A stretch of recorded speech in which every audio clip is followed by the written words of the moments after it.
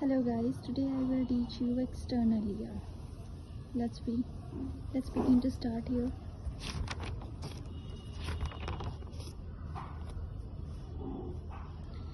Firstly, I will discuss about some basic.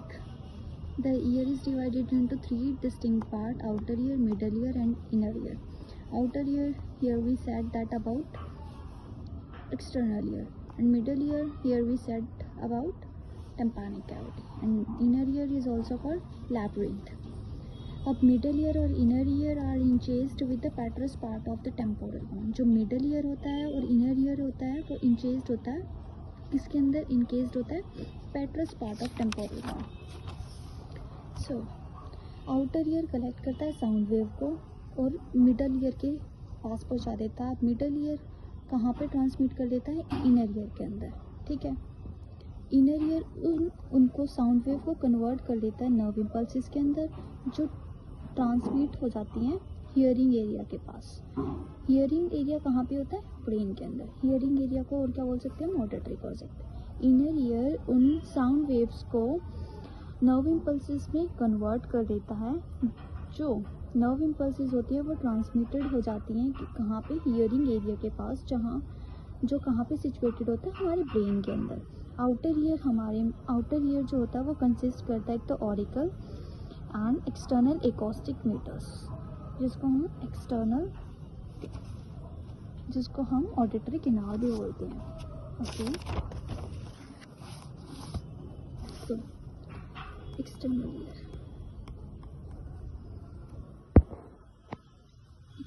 के बारे में बताते हैं. लुक एट दिस, ये जो होता है, ठीक है, इसको लोब्यूल बोलते हैं. External acoustic metres.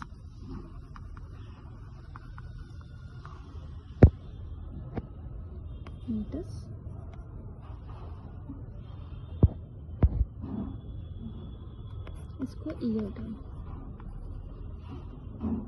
ठीक है, ये जो बाहर की कवरिंग होती है इसको हेलिक्स बोलते हैं. Okay, that was overall about external ear. Here we start about ये स्लाइटली एक्सटर्नल एकॉस्टिक मीटर्स क्या होती है? स्लाइटली एस शेप की होती है, 2.5 सेंटीमीटर लॉन्ग होती है और एक्सटेंडिंग फ्रॉम द ओरिकल से एक्सटेंड होके. और हाँ, जो ये वाला था ना, इस बाहर वाली कवरिंग को हेलिक्स बोलते हैं, और जो ये पूरा होता है ना, इसको हम ओरिकल और पिन्ना बोलते हैं. ओके,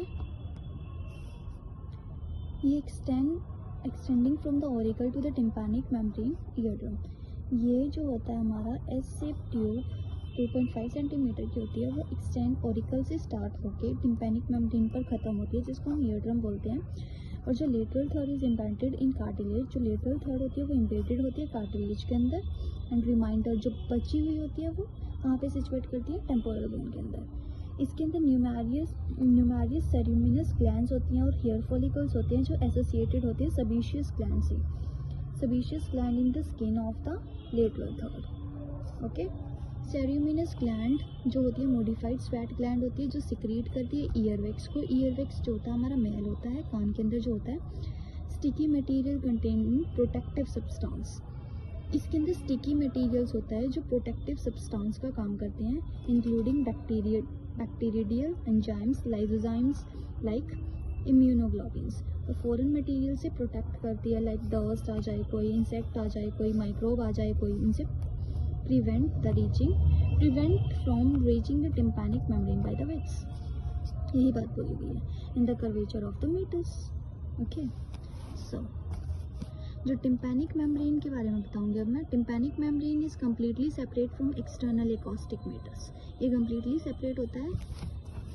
लुक एट हियर, ये वाली कैनाल कम्प्लीटली सेपरेटेड टू दस. ये वाला कम्प्लीटली सेपरेट होता है.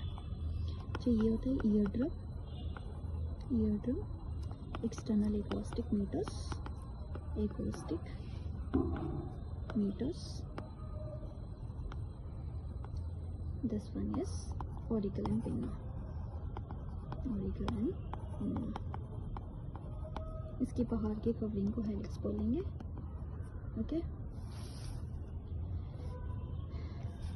अब जो ये यहाँ से ये पूरी एक्सटर्नल ईयर की आर्टरी है, इट इज़ ओवल शेप्ड। ये जो होती है ईयर ड्रम जो होती है ओवल शेप का होता है ऐसा, ठीक है, and with slightly broader edges upward and consist of 3 layers. ये 3 लेयर से बना होता है। जो आउटर कवरिंग होती है, इसकी जो बाहर की कवरिंग होती है ना, वो हेयरलेस स्किन की होती है, और जो मिडल लेयर वो फिब्रियस टिश्यू की बीच वाली, ये कुछ ऐसा है, ऐसे और ऐसे। जो ये वाली होती है ये हेयरलेस